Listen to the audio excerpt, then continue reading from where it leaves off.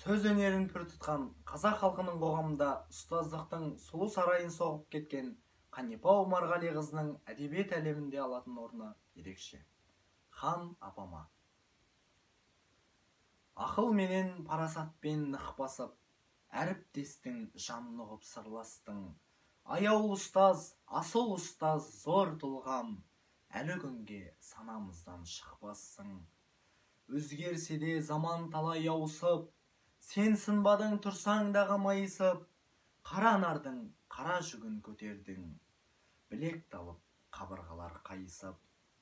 Білем талай көз ілмедің ел үшін, мәз болушы ең көрсең шәкірт жемісін, сұм ажал кетті алып арамыздан.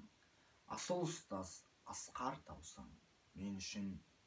Шәкірттерге өмір жолын таңдаттың, қанатымыз қатайсын деп самғаттың.